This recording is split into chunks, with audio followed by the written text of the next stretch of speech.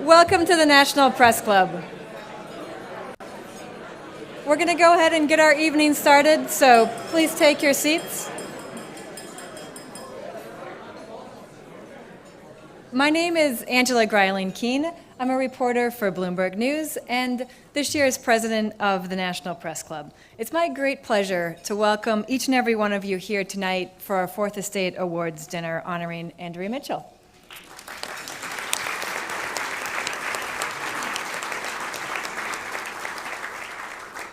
The National Press Club is the world's leading professional organization for journalists. Tonight is one of our greatest nights of the year as we recognize an outstanding journalist with our highest honor, the Fourth Estate Award. This year's recipient, Andrea Mitchell, is NBC News' chief foreign affairs correspondent, and she's one of the most respected and accomplished journalists of our time. For more than 45 years, she has reported on some of our most significant news events in our time, in our country, and around the world. These include the nuclear disaster at 3 Mile Island, the conflict in Iraq, numerous presidential elections, action or inaction in Congress. She even went toe-to-toe with Fidel Castro. We are lucky to have Andrea with us here this evening and are thrilled to present her with this award.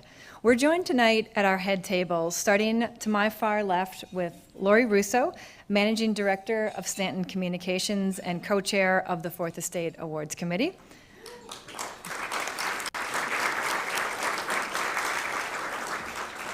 Our guest of honor, of course, Andrea Mitchell.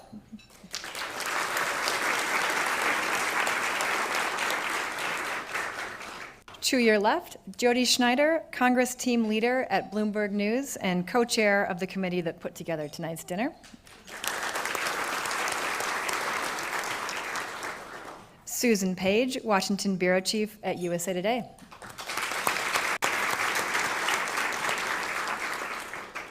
Barbara Cochran, president of the National Press Club Journalism Institute, and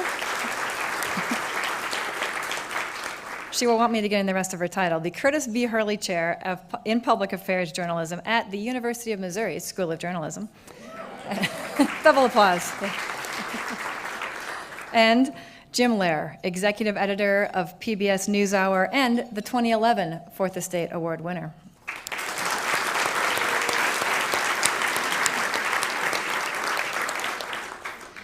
I am pleased to welcome a few other important guests in our audience tonight. First, we're joined by several former presidents of the National Press Club and the Washington Press Club. Would you please stand for a moment and be recognized?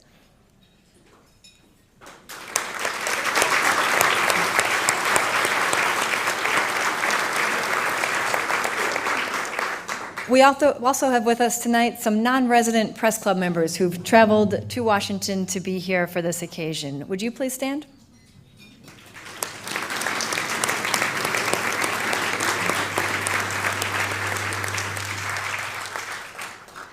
I would like to send special wishes to past Press Club President Don Larrabee, who could not be with us this evening. 40 years ago, he conceived of and brought us our very first Fourth Estate Award dinner. That night turned out to be the moment of the Nixon administration's Saturday Night Massacre. Before the age of mobile email, of course, it took a while for reporters in the room to figure out exactly what was going on, but they did learn what was going on eventually, and they slowly trickled out that evening, even though Walter Cronkite was the guest of honor and didn't exactly know what was happening since he was up at the head table. So, while I think I speak for everyone in Washington in saying that we hope the government shutdown is swiftly ended, we hope that it actually doesn't happen right now during our dinner tonight. Turning back to Mr. Larrabee, he has been instrumental in putting together countless of these Fourth Estate dinners since the first in 1973. My sincere thanks go out to him for giving the club its signature event. It's not the same without him here with us tonight in person. The club's current leadership is here tonight, and I would like to ask the members of our Board of Governors to please stand.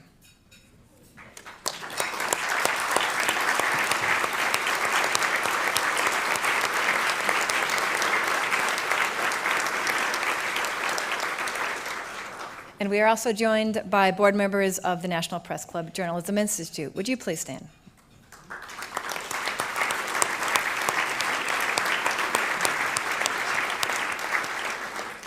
Thank you all for everything you do for the club. Now I would like to invite Barbara Cochran, President of the National Press Club Journalism Institute, to tell you a little bit about the Institute. Barbara.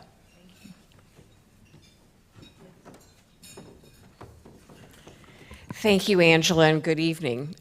First, I want to say what a great personal pleasure it is to be here tonight to honor Andrea Mitchell. One of my first assignments in television news was to accompany Andrea on a White House trip to New Mexico.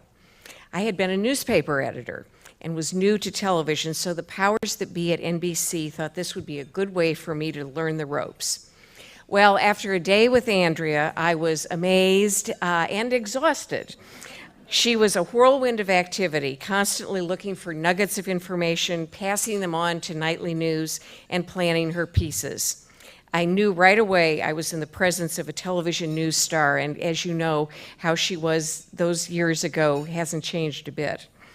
Some 3 decades later, I'm so thrilled to join in saluting Andrea tonight.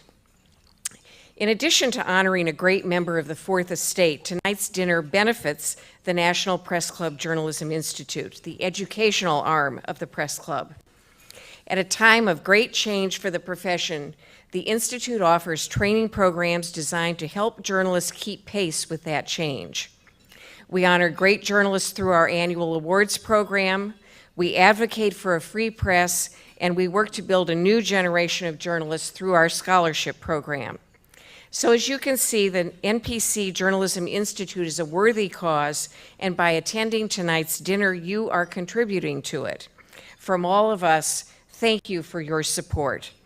And now please welcome back Angela to tell you about another way in which you can help the Journalism Institute. Thanks. Thank you, Barbara. The Fourth Estate Dinner serves as the National Press Club Journalism Institute's premier fundraiser. And as I'm sure you noticed, we have a silent auction in the lobby. Some great items are up for bid there, including VIP behind-the-scenes tours and tickets for 2 to a taping of Meet the Press, thanks to NBC Universal. We also have 2 tickets to Hong Kong and a hotel stay on the famous Hong Kong harbor. There is a very cool upholstered chair in newsprint fabric that I would totally bid on if I didn't have cats, but I encourage those of you who don't to bid that one up high. There's a lot of other interesting and original items. Please take a moment during dinner, feel free to walk out and take a look in the lobby to check your bids or to place bids if you haven't already. And bidding will close at 8:15, so you have another 25 or so minutes to do that. We appreciate the support of all of our silent auction sponsors who are listed in your program. Tonight, we are also honored to acknowledge the contributions of a special group of sponsors. First, Toyota, one of our longtime and most loyal supporters. Toyota is a silver sponsor this year, and I'd like to give thanks to Ed Lewis, who is a member of the Journalism Institute's board and someone we count on in many, many ways to make the club the great place it is. Thank you, Ed.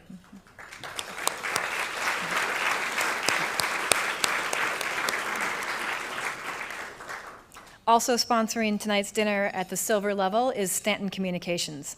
Stanton Communications designed tonight's program as a courtesy to the club, in addition to co-chairing the dinner committee, supporting through a sponsorship, and providing a LinkedIn training session for the silent auction. Thank you, Stanton, for everything tonight.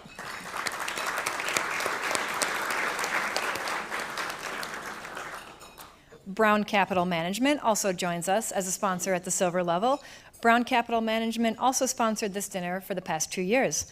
Our deepest thanks go to Eddie C. Brown and his team. Eddie is the author of Beating the Odds, Eddie Brown's Investing and Life Strategies. Thank you.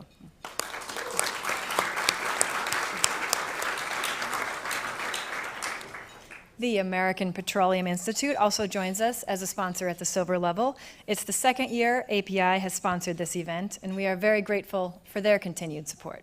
Thank you.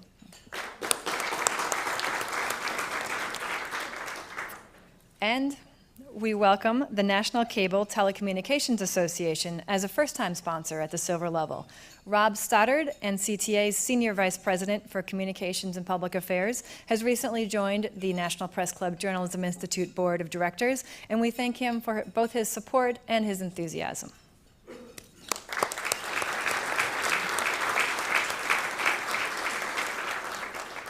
Also sponsoring tonight is the Kiplinger Foundation. Austin Kiplinger, who is unfortunately not with us tonight, is a former Fourth Estate Award winner. The Women's Media Center, Levine Sullivan, Koch and Schultz, and Theodora Corsell joins us at the bronze level as sponsors this year. And thanks to Rosie Huff from Charmer Sunbelt for providing us with our fine wines this evening, and the Distilled Spirits Council for their support of the receptions both before and after dinner.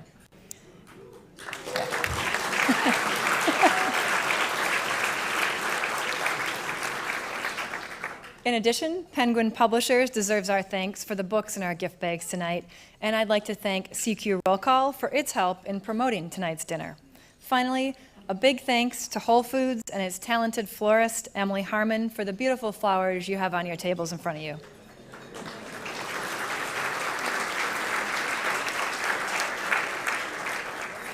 Katie Malloy, Whole Foods' Public Relations Manager, is here with us tonight. Thank you also to Ridgewell's for the festive tablecloths.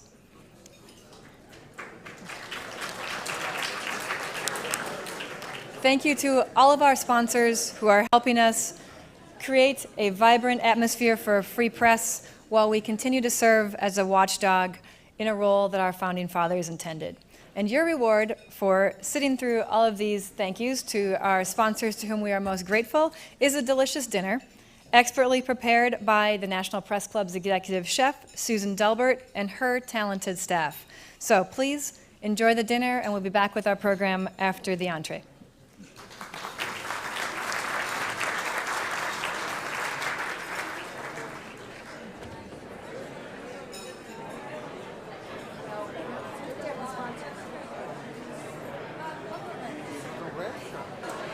I hope you've enjoyed the wonderful dinner. We're going to get on with our program.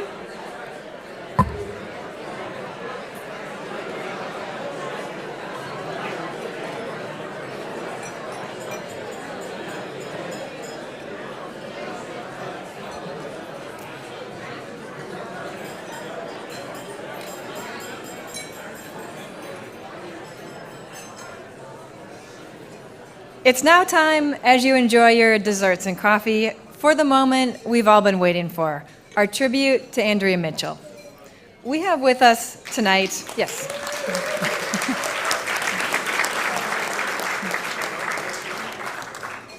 We have with us tonight some very distinguished guests who will tell us about their years of knowing and working with Andrea. But before we hear from each of them, we want to share with you a tribute that NBC gave to mark Andrea's 35th anniversary with the network. On this date, 35 years ago, on July 31st, 1978, Time magazine was reporting on the magical idea of a test tube baby. U.S. Olympic hero Bruce Jenner was enjoying his pre-Kardashian days, starring in this nationally broadcast Wheaties commercial. Baseball legend Pete Rose tied a National League record with his 44-game hit streak. And NBC News, the esteemed parent company of this network, did something that would forever change the course of television history. On July 31st, 1978, NBC News hired a local TV reporter out of Washington, D.C., and they stuck her right on the air a few weeks later as something that was then called a general correspondent. When the final roll was called, D.C. voting rights passed the Senate by 67 to 32, with just one vote more than the two-thirds needed. But it still must be approved by 38 state legislatures, and that fight could be very difficult. Andrea Mitchell, NBC News, the Capitol. The incomparable Andrea Mitchell, 35 years ago today, was hired by NBC News, and she has not taken a break since. If you are a regular viewer of this show, if you're a regular viewer of this network, you are no doubt familiar with Andrea's intrepid reporting from all corners of the globe. But that reporting got its start here, 35 years ago, when Andrea Mitchell became one of the very few women correspondents regularly covering Capitol Hill and the White House. A White House which was then occupied by Democratic President Jimmy Carter. The president is planning to fight hard for his energy program. Tomorrow, he'll ask a group of freshman congressmen for their help at a breakfast meeting. Andrea is now NBC News' chief foreign correspondent. But way back then, she reported mostly on energy issues for NBC News. And in 1979, the big energy story in the entire country was this one, the 3 Mile Island disaster in Pennsylvania. Even though Andrea spent years reporting in nearby Philadelphia, even though she was on the energy beat for NBC News. When 3 Mile Island happened, Andrea Mitchell was kept back in D.C. She wasn't allowed to cover it because she was a woman. Andrea sat down with Rachel recently to discuss that particular experience. During the first week of the emergency, the news bureau chief in Washington, was sending all of the men to 3 Mile Island, and the only 2 women in the bureau had not been sent. And so finally, Friday night came and we marched into his office and said, why is it that we're the only 2 correspondents that have not been sent? And the bureau chief said, because you're women of childbearing age, and we don't know how bad the radiation is. And I said, has it occurred to you that men's balls are as vulnerable as women's ovaries? And this is back in the 70s when no one talked that way. So, and the response was? I got sent the next day.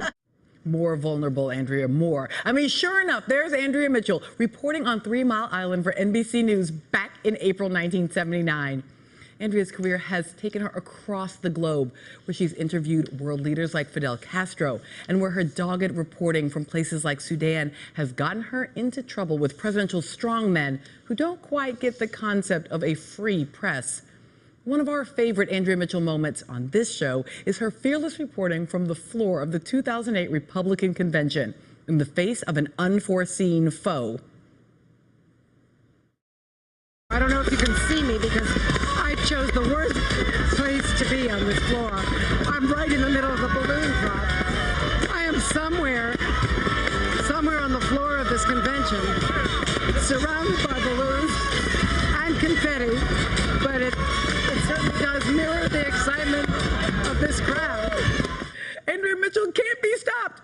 Anybody who knows or watches Andrea Mitchell knows that she is the single hardest working woman in television. Her day often starts, as it did yesterday, reporting live on the Today Show at the crack of dawn. By 1 p.m., she's doing her hour-long show, Andrea Mitchell Reports, right here on MSNBC. And then there she is a few hours later, reporting on NBC Nightly News with Brian Williams. As a result of that sheer grit and skill and determination, earlier this month, the National Press Club announced that they have selected Andrea to receive the highest honor that they give out, the Fourth Estate Award. And I think I speak for everyone in this industry when I say they could not have chosen a more deserving honoree. Andrea Mitchell, you are a legend. You are an inspiration, and you are a treasured colleague. Congratulations from all of us here on Rachel's show for a brilliant career. We are quite sure it has only just begun. Speaker tonight is a longtime friend of Andrea's. Please help me welcome Susan Page of USA Today.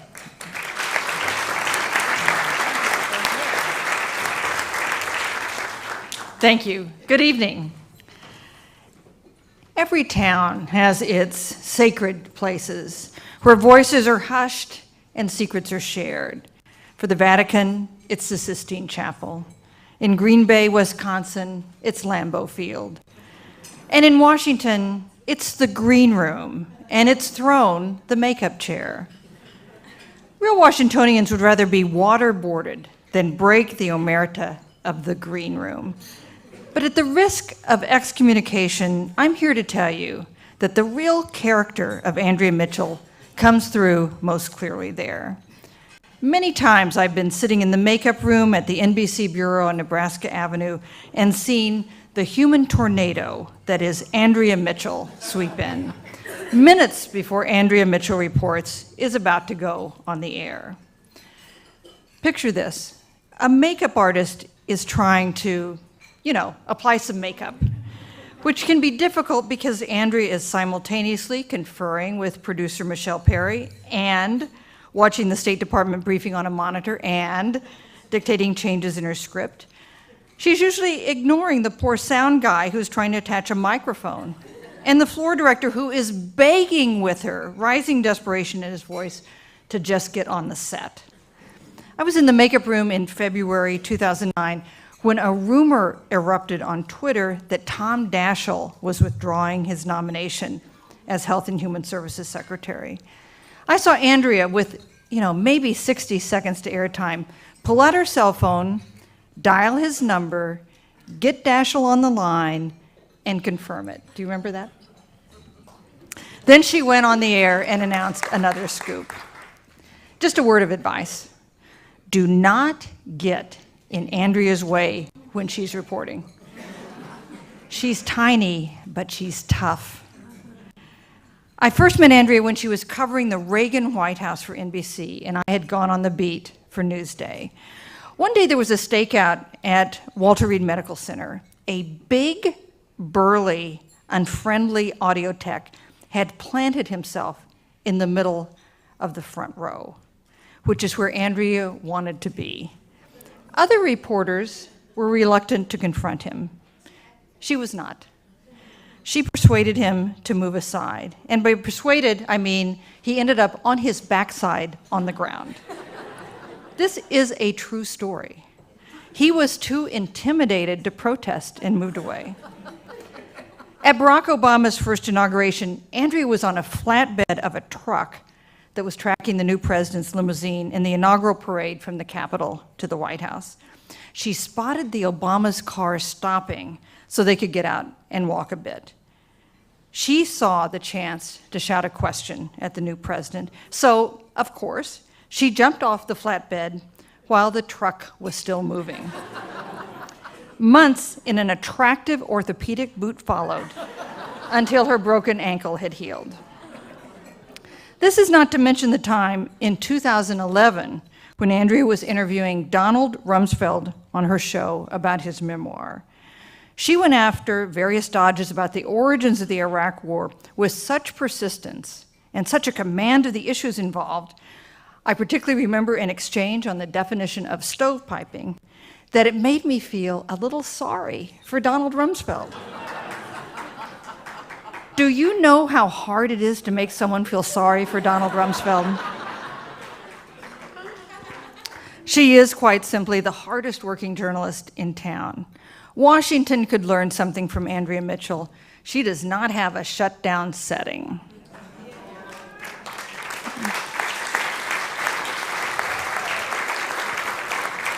How many times have you seen her start the morning on the Today Show and still be doing spots 12 hours later for the nightly news? Or be on a trip with the Secretary of State to Bali or Khartoum or Baghdad, only to pop up hosting her own show at midday, which of course is in the middle of the night, wherever she is. How does she do it? Well, there is the green room theory of Andrea. That is, the theory that she sleeps in the green room. Alan Greenspan has another theory, and at some evening event when I was marveling at Andrea's ability just to stay awake after the day she had had, he told me his theory of the two Andreas. This is true.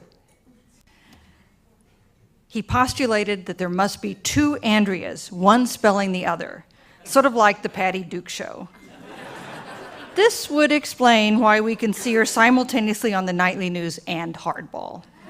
Why she's able to make opening day at Yankee Stadium and Nationals Park. How she can be reporting on developments in the Middle East and the latest about Chelsea Clinton's year of the baby. How she can be here tonight to receive this award and also, at this very moment, be on a plane to Brunei to cover John Kerry's trip. Okay, that last one isn't true, but it could be. The fierceness that Andrea uses to pursue stories is the same quality she brings to help her friends. When a producer's father was diagnosed with kidney cancer, Andrea dropped what she was doing and began working the phones to make sure he was treated by the best doctor in Philadelphia. When an NBC crew member's insurance company balked at covering his glaucoma surgery, she quietly stepped in and paid for it herself. When Judy Woodruff and Al Hunt had a child in intensive care at Johns Hopkins, her first friends to show up at the hospital were Andrea and Alan. Andrea has mentored countless desk assistants, many of them young women. When their 18-month contracts are up, she often works her Rolodex to help them find another job. They call themselves graduates of the Andrea Mitchell Academy. They've gone on to become senior producers at the Today Show, the White House and State Department beats, MSNBC, and the Nightly News. Because, really, how hard can it be to work for Brian Williams when you've been trained by Andrea Mitchell?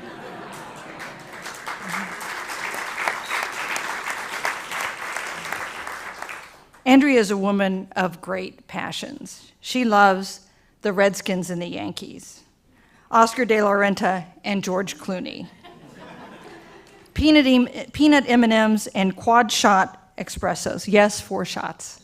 I think that explains a lot. After 16 years together, Alan Greenspan.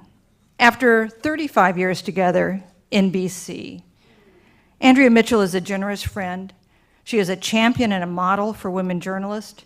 She is a worthy recipient of the Fourth Estate Award. Thank you.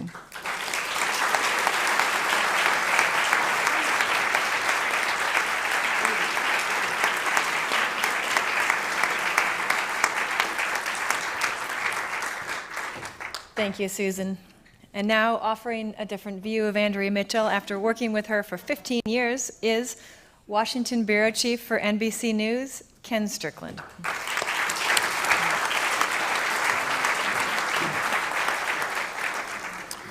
Good evening. Good evening. It is my pleasure to be here. 10 years ago, almost to the day, it was 10 years ago in November, a Washington Bureau Chief stood here and honored another member of the NBC family. That was Tom Brokaw. And the person doing that was Tim Russert. On the train back from New York, I happened to try to figure it out how to make it work on my iPhone, and I tried to watch it. And Tim said something after showing a video where David Gregory was mocking Brokaw. He said something that I think applies to Andrea. He said, and I'll just put your name where Tom's was, Andrea Mitchell is the best. Everything that she does raises the caliber of everything we do in Washington. It raises the caliber of the desk assistants, of the correspondents, of the producers. She simply is the best. Now, there are a lot of obvious reasons that I'm sure when they decided who to give this award to, that they could have, and we'll just run through some of those obvious ones. We talked about the 35 years at one television network. Who stays at one network for 35 years? That means a couple of things. One, we really, really like you. Or you found a way to outlast, outsurvive news directors, executive producers, vice presidents of this. You simply are the best. Think about the extensive coverage of Washington that you've done. Another reason in and of itself to get this award. You've covered the White House, Congress, foreign relations, energy, political campaigns. The only thing I think that you didn't cover that I thought I would see you was that whole who's the daddy of the panda thing. And I think that was because you were out of the country. That's the only reason. You've been to some of the most exotic places on assignment. Think about it. North Korea, Afghanistan, the Middle East, Kosovo, oh yes, Pakistan, Haiti. I mean, these are not small tasks. Breaking some of the biggest stories. Who told America that Dan Quayle would be the vice president? Right? Before George Bush could even tell anybody. And of course, General Petraeus' resignation. Watching that happen from a news point of view, being in the newsroom, if you ever want to have a moment in journalism, it's to see Andrea working it. Running around, getting people on the phone, it is really a sight to see. And when we knew that story was going to happen, it was just it makes everybody feel the sense of pride. It's very contagious. It's very contagious. So there are tons of reasons why. You've knocked down walls, you've broken ceilings, you've blazed trails, you've apparently busted somebody's balls. So they said I had to have one dirty joke, so that's it, I'm done. Bob Woodward, it kind of inspired that. But allow me a moment of personal privilege to talk about the things that probably aren't so obvious, that I think that if the the qualifications for this award were actually written out, I think would apply. Yes, it has been said, you are the hardest working woman in this business.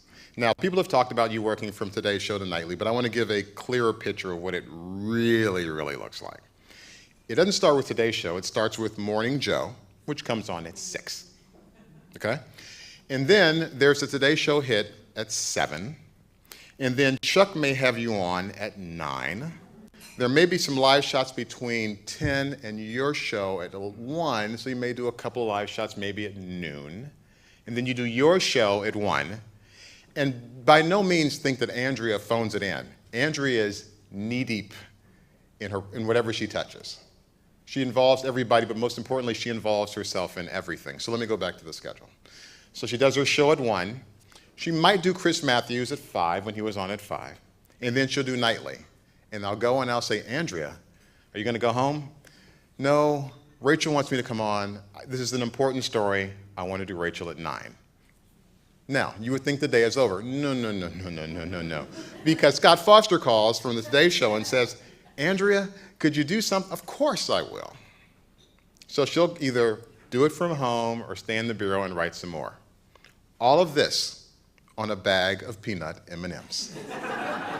If you ever want to calm Andrea Mitchell down, anybody who's worked with Andrea says, keep the bag of M&Ms. I think what I'm going to do is spend a little money, put it in a glass, break in case of emergency. Quick, get the bag of M&Ms. The other thing about Andrea, and Susan alluded to this, is that Andrea is a mentor to so many people. And that, long after all the stories are done, is the part of what you do that will last. That is the legacy of what you do.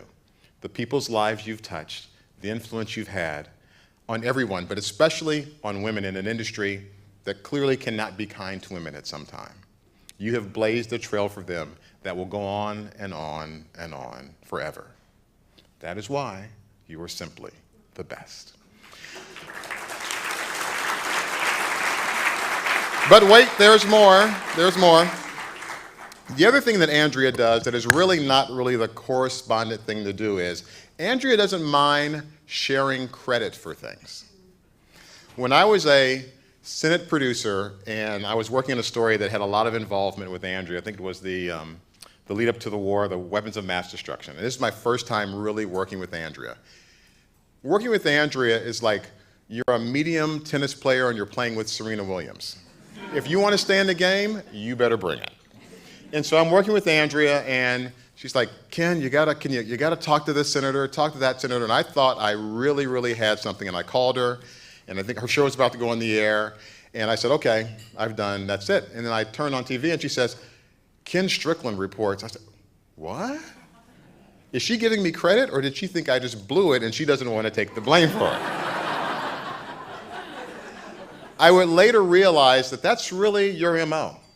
You realize it takes a whole team to do what we do. You realize that. And you go out of your way, regardless of whether it's a correspondent or a desk assistant or a producer, to make sure that the credit is shared. That's why you're simply the best. Another thing, you inspire this sense of excellence for everybody who works with you. Sometimes it's inspired, sometimes it's required, sometimes it's demanded. Still, it makes everyone rise to the occasion. You sometimes find yourselves in these situations where things happen that make excellence come out in people that they didn't know they had. I'm not going to get this story perfectly right, but it's still worth telling. There was a gentleman who was a college kid who was supposed to have an appointment to see Andrea. It was a busy day. Andrea had to go downtown and do an education event. The kid shows up in the lobby. Andrea is on her way out. Somehow or another, she has a few things going on. She may have forgotten the kid was supposed to be there. Somebody tells her the kid's in the lobby. She's on her way to Education Nation. She doesn't have the package she really needs. She sees the kid in the lobby. She's like, what's your name? He says, my name is John. She says, hop in the car. We're going to Education Nation. On the way to Education Nation, she says, I'm supposed to interview some athlete. I don't know anything about him. She says, find this kid she doesn't even know. Find out something about this athlete. Okay. They get to the event, there's no printer, there's no documentation. Get me a printer, get me a fax machine. The kid will one day be the president of a news division. Always be nice to the interns because one day you will work for one. Andrea brings out the best in everyone. Again, this is simply why you are the best. The other thing about Andrea is that she is very, very passionate about journalism.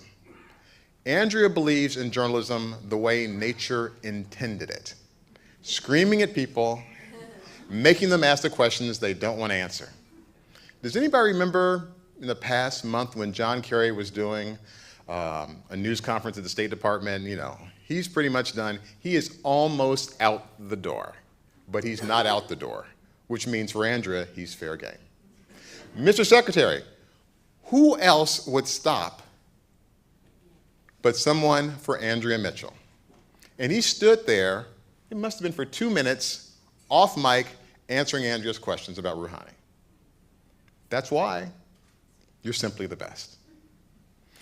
The thing that you do for our Bureau is you raise the level of excellence at all levels of all departments in the building.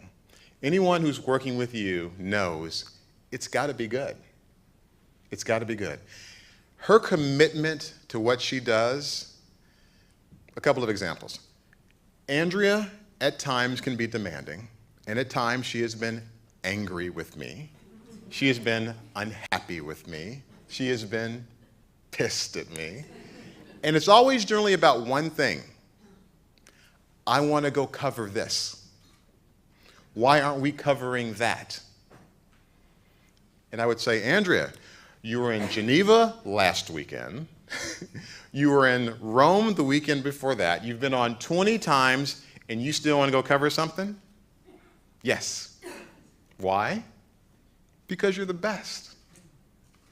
Everything you do, NBC News benefits from. This award couldn't be more deserving to you. And so on behalf of NBC, we congratulate you, we celebrate you, and we wait for another 35 years.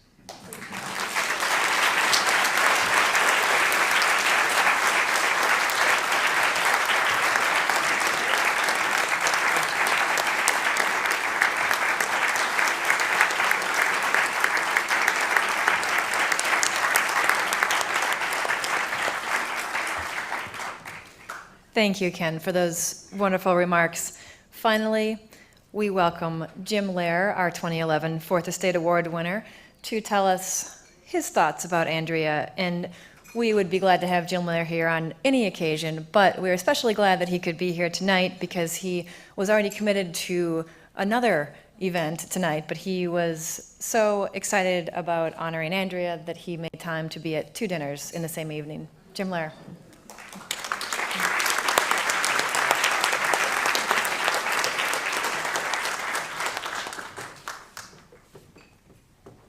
I think the most appropriate thing I could say would be just one word: amen.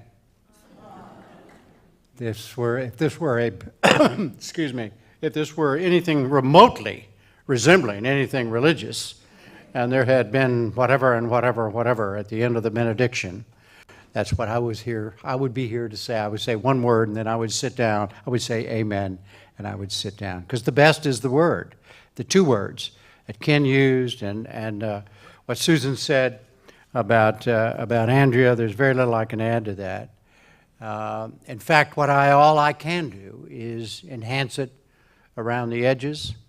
And most of what I have to say you've already heard and you already know if you know anything about Andrea Mitchell. I'm sure all of you are either old enough or well-read enough to know about George Orwell's 1984 novel. You remember that? And you remember the story about Big Brother? Big Brother was always there. Wherever you were, there was Big Brother. And particularly when you were watching a television screen, it was Big Brother. Well, Things have changed, and the fictional world of George Orwell is now been created in the real world, only it's now Big Sister. Andrea Mitchell. As everybody has already gone through and chronicled this, and anybody like me who watches television and is in the world of television knows, if you watch the first thing of the Today Show and the second thing of the Today Show and the 15th thing of the Today Show, and then you have the Andrea Mitchell Report, and then you have the Wah Matthew this, and you have this and whatever, and suddenly it's 11 o'clock at night, and you realize you've seen Andrea Mitchell all day and all night. But the difference between Andrea Mitchell and the big brothers and the big sisters of the fictional world, what you see when you see Andrea, you see quality journalism performed right before your very eyes in ways that you don't see anywhere else, or you seldom see anywhere else. There's a quality to Andrea's reporting, to Andrea's interviewing, that is not rare, but is seldom repeated. I guess that's the definition of rare, which is what she brings to everything that she does is a sense of, first of all, this is really important. And it's important to her. And I learned years ago, I used to be on television, for God's sake, and I learned years ago that if you don't transmit to the audience that you think it's important, how in the hell is the audience going to feel about the story you're reporting? Andrea Mitchell has never said a word on television that I have ever witnessed that she didn't transmit the importance of those words, that story, and whatever, and it means everything. The other thing that Andrea always brings to everything that is what we do in our line of work. Many of you are in that line of work in this very room know what I'm talking about. She really cares about getting it right. You know what that means? It seems so simple, but it's what it's all about. And you can also tell that, and you can feel it through the screen. Andrea Mitchell, this reporter, has done every damn thing she can to tell you what she knows for a, quote, fact at that particular moment. Not what she thinks, not what she imagines, not what she speculates about, but what she knows or believes, or somebody has told her and somebody she trusts. And some of those people are heads of state. Some of those people are kings and queens and secretaries of this and all that sort of stuff. Or they're their sources, and they're very close to them. And Andrea is one of a kind, and in that she, and all the things that everybody has said about her in terms of her schedule. Judy Woodruff, her very, very, very close friend, and I think Judy's also on television. You're still on television, aren't you? Yeah. But anyhow, the two of them operate the same way, and I don't think it has anything to do with their gender. I think it has everything to do with what I call the caring about journalism. Journalism is a caring profession. I know it's a word that's seldom used in our line of work, but if you don't care about two things, you don't care about the people you report about, you don't care about what they're doing, and you don't care about the audience for whom you're doing it for, in other words, reporting to, you're in the long run, first of all, you're not going to have a very good time doing journalism. You're not going to be very good at it. And that's the one thing that Andrea has and that she shares with Judy. I would say that all of those folks who watch Andrea all day and all night, they're getting the highest form of reporting and of journalism that those of us who do this kind of thing for a living can provide.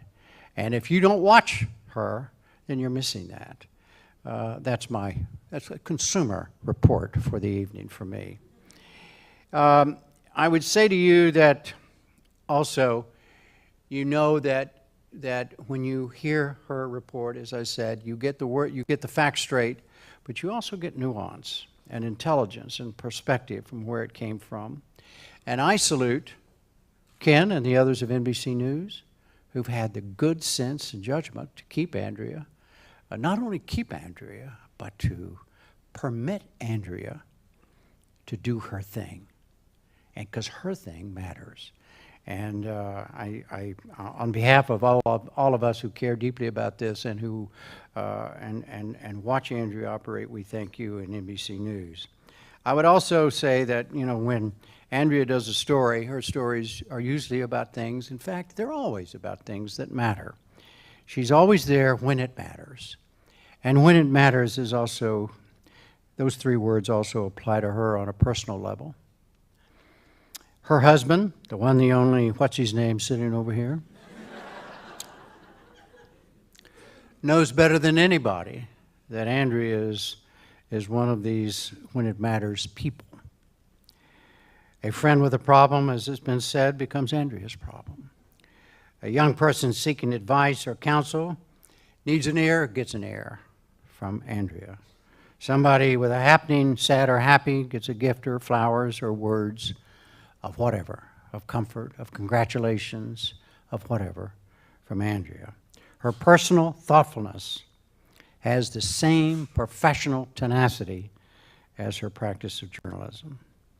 To say that she deserves this Fourth Estate Award is like saying, the sky is blue, you get wet when it rains, and the United States of America deserves a government that works.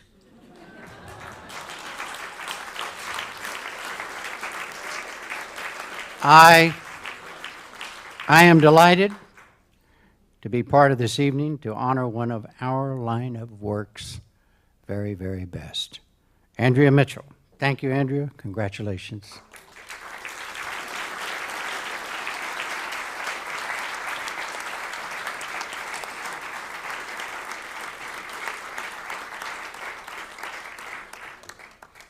Thank you, Jim. Andrea Mitchell is well known to all of us as a veteran NBC correspondent. She has many distinctions, including being one of the first women to have covered 5 presidents and the U.S. Congress. No small feat, particularly considering what's going on here right now in Washington. Andrea, you've seen a lot, but maybe now you've seen it all. She's also covered U.S. fiscal policy, foreign leaders, as you heard, and the energy crisis, as you saw. We just heard from those who know her well.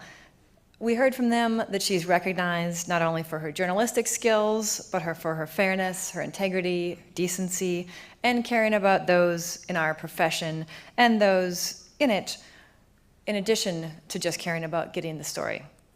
40 years ago, when the National Press Club presented its first Fourth Estate Award, Andrea Mitchell was a reporter at Philadelphia's KYW Radio, covering local politics. Philadelphia fans. She soon joined NBC News and has spent the majority of her career there, starting as a general correspondent, as you saw in that wonderful clip, based here in Washington. The positions she's held include NBC's energy correspondent, White House correspondent, chief congressional correspondent, and most recently, in charge of covering foreign policy, intelligence, and national security issues. She discussed her groundbreaking career in her book, Talking Back to Presidents, Dictators, and Assorted Scoundrels, which you can all read as soon as you get home tonight, thanks to the generosity of her publisher. Talking back, she certainly has, yet she has also given us, through her interviews, her hard-nosed reporting, and her dedication to furthering the highest ideals of our profession, she's given us a body of work that has earned her our respect and this year's Fourth Estate Award. Please join me in welcoming tonight's honoree, Andrea Mitchell.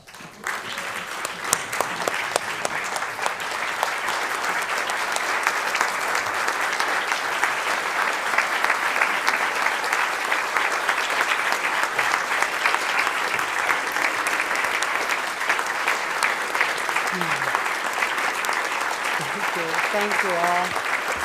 Thank you.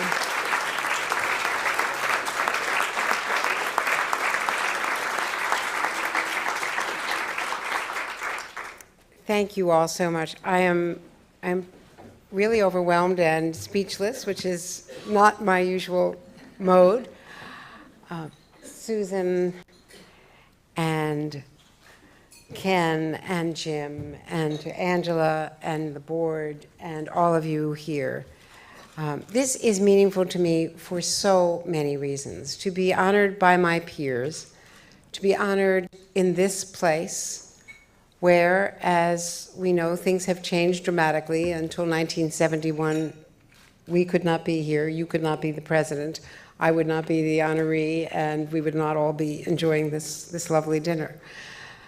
So our country has changed, journalism has changed, and it has changed largely because of the people in this room and because of Jim Lehrer and Barbara Cochran and Susan Page and Angela and her generation and Ken Strickland and all of you and my colleagues here. So there are so many reasons why this is a bit overwhelming. I look at Judy and Al and Kate Lehrer and Robin Sproul, who's been the bureau chief at ABC longer than anyone, and all of my friends from the gridiron who have so generously joined us tonight. I am incredibly touched and honored. I'm honored for so many reasons. Thinking back, and I don't know who that brunette with the bad clothes and the awful hair was, but oh my God. First of all, this is so meaningful because of whom you have honored in the past, starting with Walter Cronkite. I mean, when you think about that, it is so meaningful because of Tom Brokaw and Jim Lehrer and Christiane Amanpour and Bob Woodward. It's humbling to think about the extraordinary range of the past honorees, their achievements, giants like Cronkite.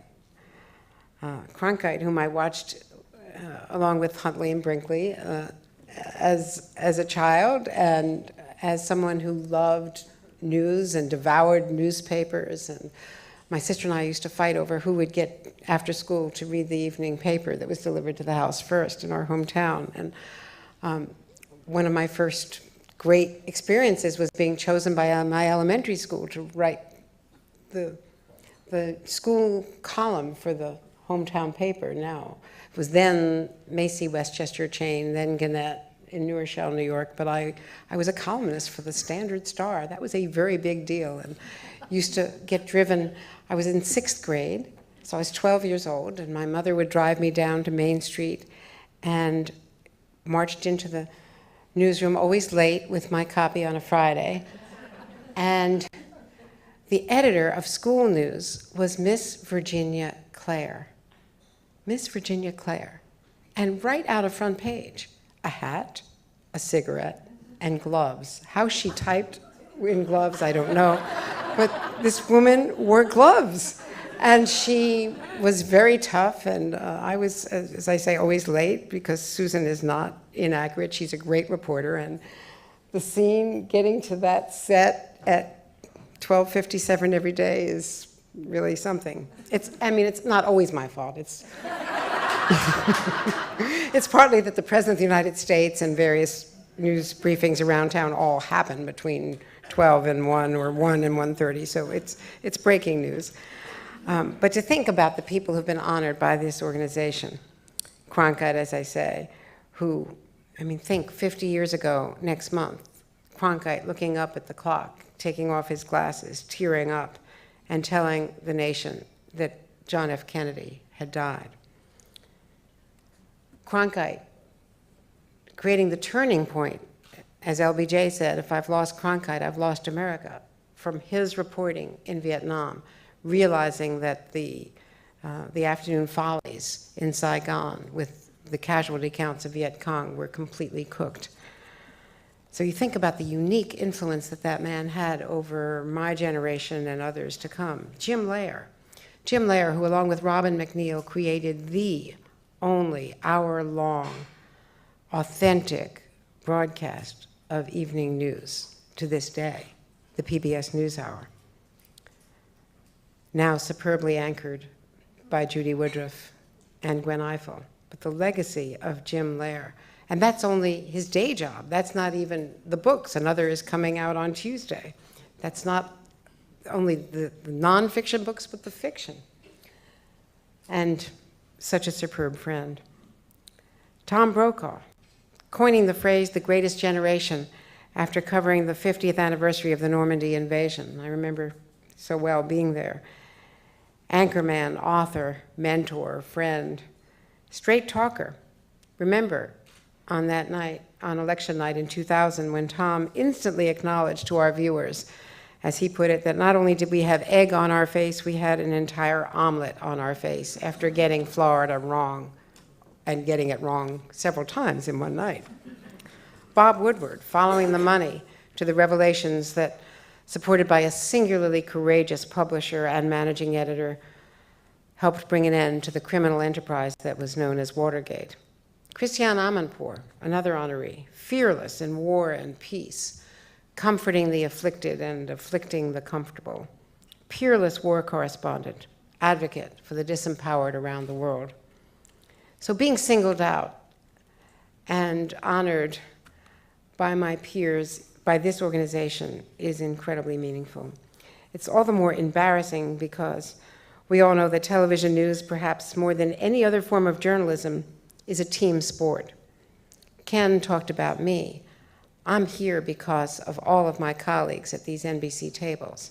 I'm here because of Ken. I'm here because of Antoine, his predecessor, my bureau chief. I'm here because of Gordon Peterson, who saw something in me when Jim Snyder, the late great news director, brought me to Channel 9 from Philadelphia.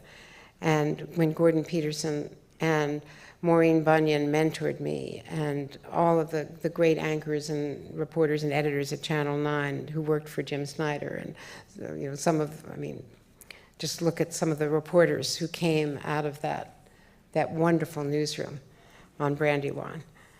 And then Sid Davis bringing me to NBC and giving me the chance. So it is a team effort. When I looked at my colleagues' coverage, at Kelly O'Donnell and Luke Russert and what they did last night, covering that breaking story on Deadline, it was breathtaking. It was great storytelling. Tim would have been so proud of the whole Bureau and the way it all pulled together and the way it has been led by Antoine and now by Ken. And of course, we think of Tim so much tonight. My incredible colleagues at NBC News and MSNBC are really too numerous to name, but particularly Albert Otchen at Nightly News, and Oliver Cox, and Jen Suazo, and Sabrata Day, and Matt Pitzer, and my partner in crime, Michelle Perry, who gets me through it all every day. The people who have permitted me the privilege of reporting for NBC, morning, news, noon and night, whatever, and to have a program as Chuck and I do, to have an hour on MSNBC, to do politics and foreign policy and really cover the Hill and cover the State Department, and to have that opportunity and to have our political director, Chuck, who is the best in the business and such a friend and pal and compatriot. I am really the luckiest woman in the world. And to be part of the Gridiron Club, that is a different experience completely. That has taught me how to be humble, how to be humiliated, how to wear a bear suit, how to wear, most recently, leather and chains and be a motorcycle chick, as improbable as that might seem. In the 45 years that I have been a journalist, 35 of them at NBC, the last 17 also at MSNBC, our profession has also found from very different ways to write this first draft of history. This is a transformational process, and we are all coping and learning and struggling with it, and sometimes winning and sometimes not. I go back 45 years. The old Ampex reel-to-reel tape recorders that we carried on our shoulders for radio, the film that had to be processed, we called it putting it in the soup. and then strung up and then spliced together. The Olivetti, do you remember the blue Olivetti typewriters? Al, Judy, I miss those typewriters. We carried them on the campaign trail. And we had walkie-talkies, yes we did. Covering the Reagan White House, we had walkie-talkies. And that's how we communicated on the road. There were no cell phones. And then we got cell phones. They were about as big as a shoebox. Then we got out on the road with Bill Clinton on the bus tours. Richard Strauss is here. He remembers that very well. We did that first bus tour. We left Madison Square Garden. We had these cell phones. They didn't often work. We had very primitive Bases computers. They didn't often work either. We had a Winnebago. So in the Winnebago was my producer, Carol Ann Mears, and the best tape editor, because we didn't feed things back and have them edited back. We edited in the field. So we had folding chairs. I guess workplace safety was not such a big issue. We left Madison Square Garden and headed down the New Jersey Turnpike with the newly nominated Clinton-Gore team. And Carol Ann and I were on folding chairs with Wayne Dennis, screening tape from the campaign rally. And the folding chairs are going back and forth. It was our version of twerking, I think. And sometimes the phone would work, sometimes the computer would work, sometimes it didn't. And the only thing we didn't think about in our Winnebago following the bus, and I was on the bus on the walkie-talkie with Carol Ann, and I would say, check out this time code and take a look at this picture. And she's starting to edit the piece. And the next rally was in Cherry Hill, New Jersey at an RCA plant at 5:30. We go on the air at 6:30. And this was the first campaign stop with the new team. And the only thing that we didn't think about, going down the New Jersey Turnpike from Madison Square Garden, was gasoline. We ran out of gas. We could not edit that spot. And we were in an RCA plant, of all things. And we used to work for RCA. They used to own NBC. And we ended up having to use the piece that was put together by KYW Television, the local NBC station, the one I had graduated from.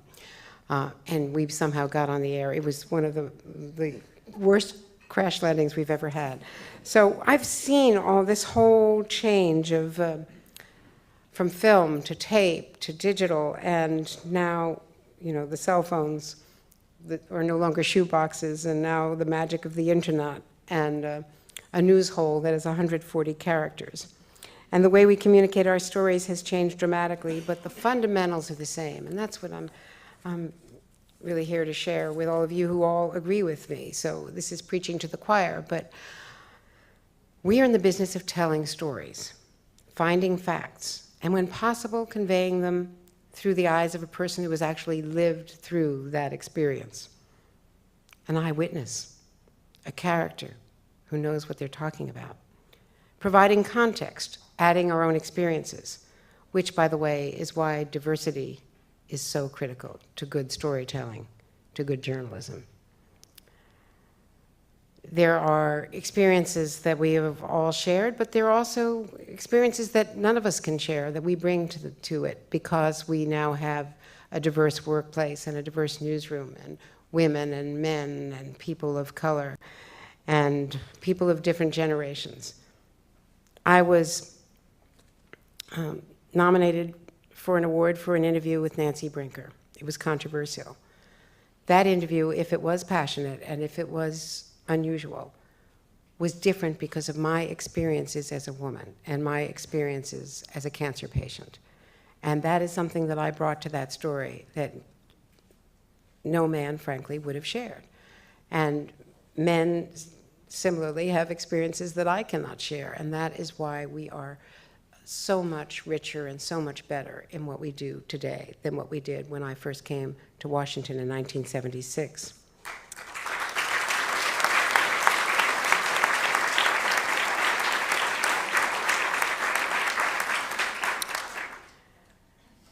When done right, we are helping to inform, we are educating, sometimes investigating, only rarely, in my particular line of work, advocating. Whether in long form or on Twitter, our voices should be clear, our facts accurate, our mission transparent. Only 2 short years ago, as I alluded to, I faced the biggest challenge of my life. With the love and support of my incredible husband, my doctors, and my NBC family, I got through it, stronger than ever. But only because of a lot of you in this room was I able to do that. And only because of you at those tables there and here am I here tonight. Only because of Steve Kappas and Brian Williams and Phil Griffin and Mark Lukasiewicz and Yvette Miley am I here, because they had the faith that I could come back and cover the 2012 campaign, which was my passion. I would have been shattered had they told me I could not cover that campaign.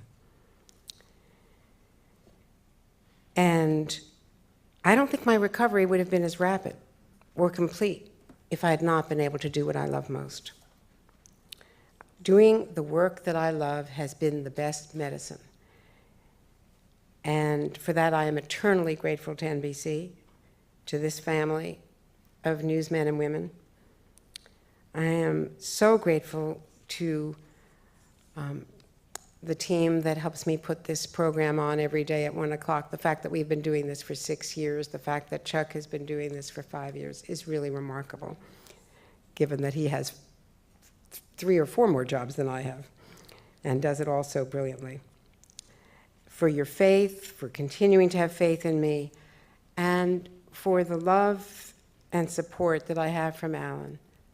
I am truly the luckiest person in the world for sharing this incredible journey. Thank you all so very much.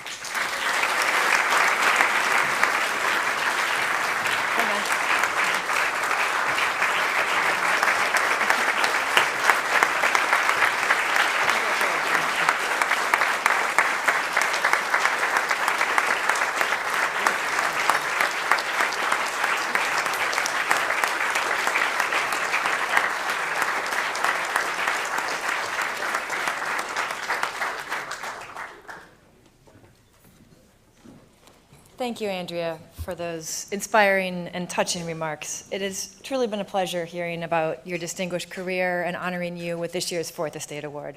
The highlights aren't over just yet. One of the perks of winning the 4th Estate Award is that it grants you a lifetime membership in the National Press Club. So no, you couldn't have joined in 1971, but we are more than happy to have you belatedly now. So I would like to present you with your National Press Club membership card. Welcome.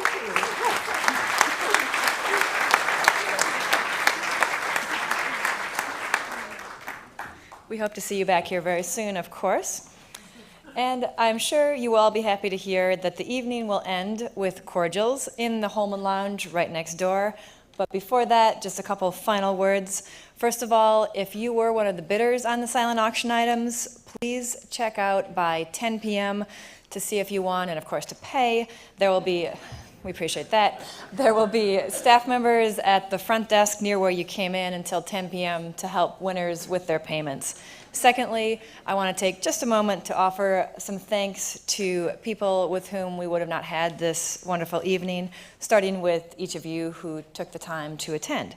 Your support helps ensure that the National Press Club Journalism Institute, its scholarships, and its Eric Friedheim National Journalism Library remain vital in journalism in Washington and throughout the world. This evening's event would not have been possible without the hard work of some very special people. In particular, I would like to thank our National Press Club and National Press Club Journalism Institute staff.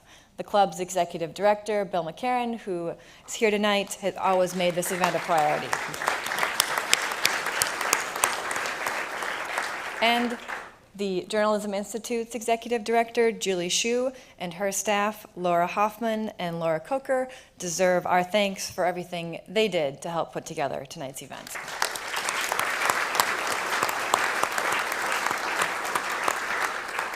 I'd also like for a round of applause for our executive chef, our first female executive chef, Susan Delbert, who provided our meal tonight. I would also like to thank Jody Schneider, Lori Russo, and the rest of the Fourth Estate Dinner Committee for all the work planning the event, and the Fourth Estate Selection Committee for the hard work of selecting our winner, Andrea Mitchell.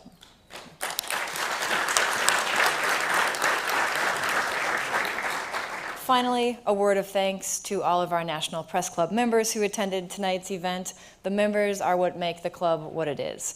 You are what makes the place a special one, and I'm very happy to see such wonderful attendance from our members tonight. It's been a fabulous evening, and I invite you to join us next door in the Holman Lounge for the nightcap.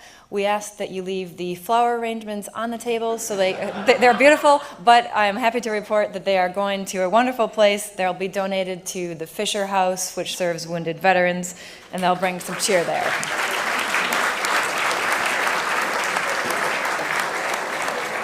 Thank you, and good night.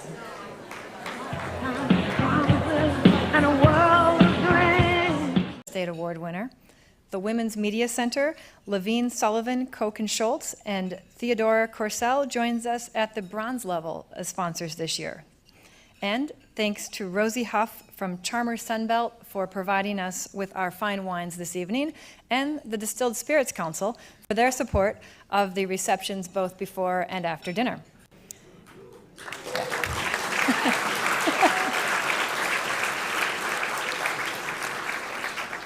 In addition, Penguin Publishers deserves our thanks for the books in our gift bags tonight, and I'd like to thank CQ Roll Call for its help in promoting tonight's dinner.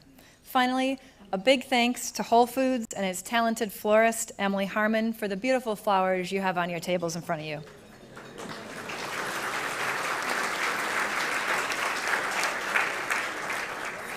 Katie Malloy, Whole Foods' Public Relations Manager, is here with us tonight. Thank you also to Ridgewell's for the festive tablecloths.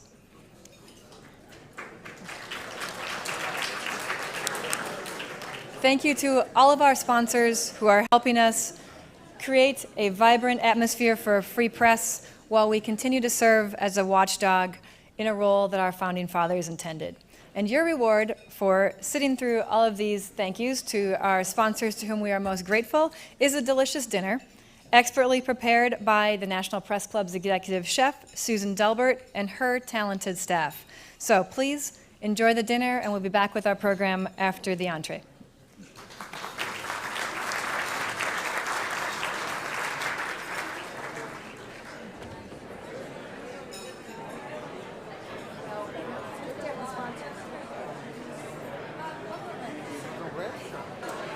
I hope you've enjoyed the wonderful dinner.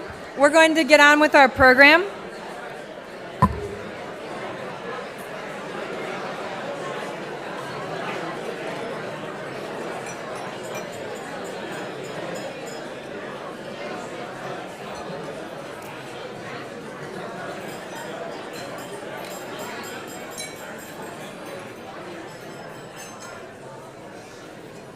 It's now time, as you enjoy your desserts and coffee, for the moment we've all been waiting for, our tribute to Andrea Mitchell.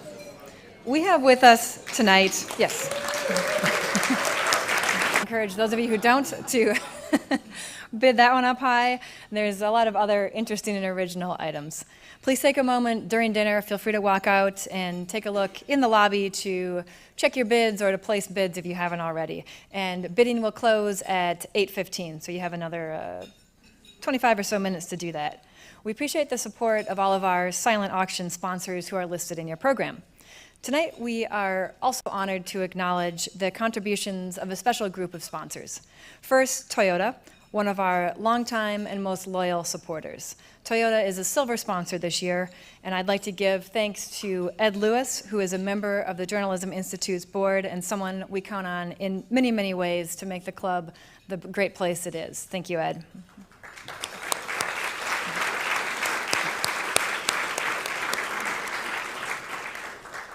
Also sponsoring tonight's dinner at the silver level is Stanton Communications.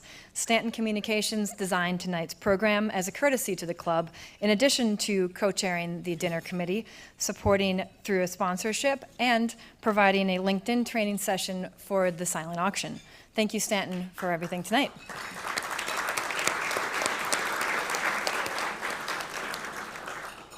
Brown Capital Management also joins us as a sponsor at the silver level. Brown Capital Management also sponsored this dinner for the past 2 years. Our deepest thanks go to Eddie C. Brown and his team. Eddie is the author of Beating the Odds, Eddie Brown's Investing and Life Strategies. Thank you.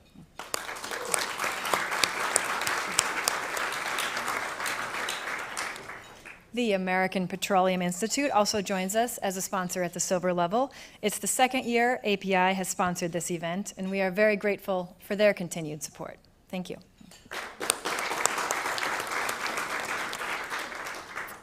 And we welcome the National Cable Telecommunications Association as a first-time sponsor at the silver level. Rob Stoddard, NCTA's Senior Vice President for Communications and Public Affairs, has recently joined the National Press Club Journalism Institute Board of Directors, and we thank him for both his support and his enthusiasm.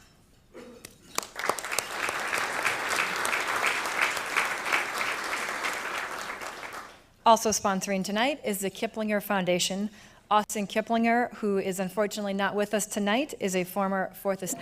Jim Lehrer, executive editor of PBS NewsHour and the 2011 Fourth Estate Award winner.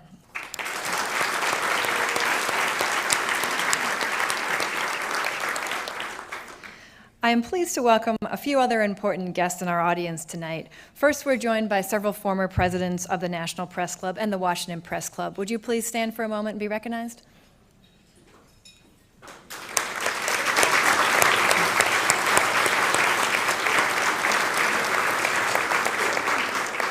We also have with us tonight some non-resident press club members who've traveled to Washington to be here for this occasion. Would you please stand?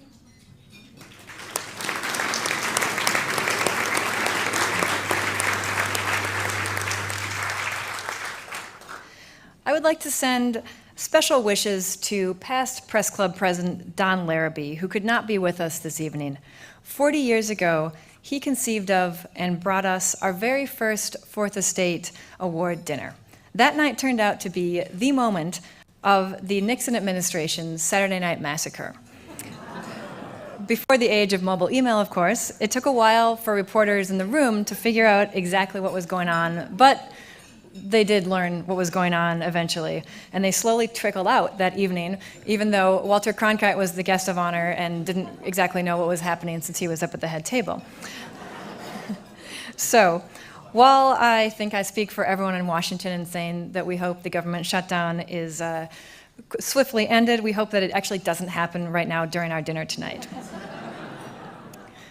Turning back to Mr. Larrabee, he has been instrumental in putting together countless of these Fourth Estate dinners since the first in 1973. My sincere thanks go out to him for giving the club its signature event. It's not the same without him here with us tonight in person. The club's current leadership is here tonight, and I would like to ask the members of our Board of Governors to please stand.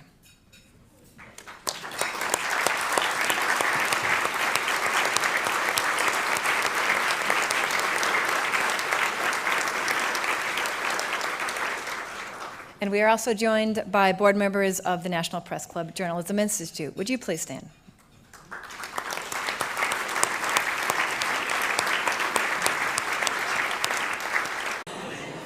Welcome to the National Press Club. We're going to go ahead and get our evening started, so please take your seats. My name is Angela Greiling-Keene. I'm a reporter for Bloomberg News and this year's president of the National Press Club. It's my great pleasure to welcome each and every one of you here tonight for our Fourth Estate Awards dinner honoring Andrea Mitchell.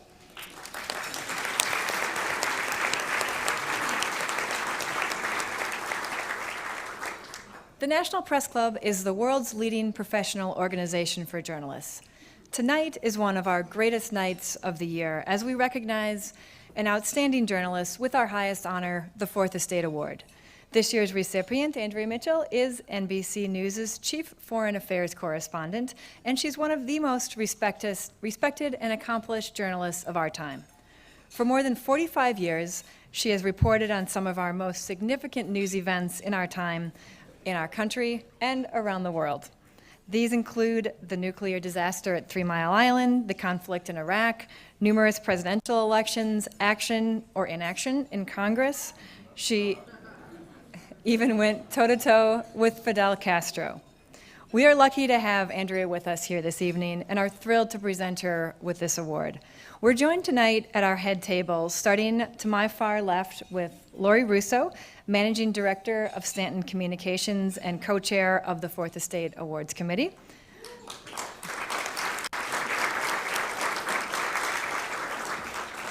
Our guest of honor, of course, Andrea Mitchell.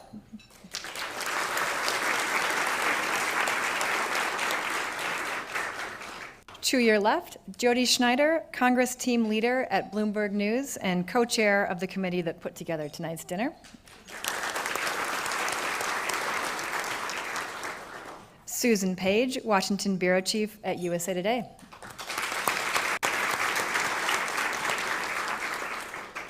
Barbara Cochran, president of the National Press Club Journalism Institute, and she will want me to get in the rest of her title, the Curtis B. Hurley Chair in Public Affairs Journalism at the University of Missouri School of Journalism. Double applause. And thank you all for everything you do for the club. Now I would like to invite Barbara Cochran, president of the National Press Club Journalism Institute, to tell you a little bit about the Institute. Barbara.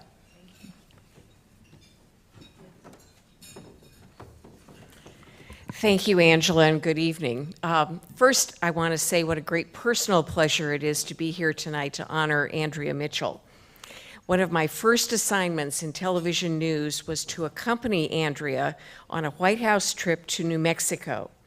I had been a newspaper editor and was new to television, so the powers that be at NBC thought this would be a good way for me to learn the ropes.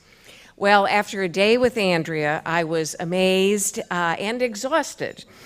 She was a whirlwind of activity, constantly looking for nuggets of information, passing them on to nightly news, and planning her pieces. I knew right away I was in the presence of a television news star, and as you know, how she was those years ago hasn't changed a bit. Some 3 decades later, I'm so thrilled to join in saluting Andrea tonight. In addition to honoring a great member of the Fourth Estate, tonight's dinner benefits the National Press Club Journalism Institute, the educational arm of the Press Club. At a time of great change for the profession, the Institute offers training programs designed to help journalists keep pace with that change. We honor great journalists through our annual awards program, we advocate for a free press, and we work to build a new generation of journalists through our scholarship program. So as you can see, the NPC Journalism Institute is a worthy cause, and by attending tonight's dinner, you are contributing to it. From all of us, thank you for your support. And now please welcome back Angela to tell you about another way in which you can help the Journalism Institute. Thanks. Thank you, Barbara. The Fourth Estate Dinner serves as the National Press Club Journalism Institute's premier fundraiser. And as I'm sure you noticed, we have a silent auction in the lobby. Some great items are up for bid there, including VIP behind-the-scenes tours and tickets for 2 to a taping of Meet the Press, thanks to NBC Universal.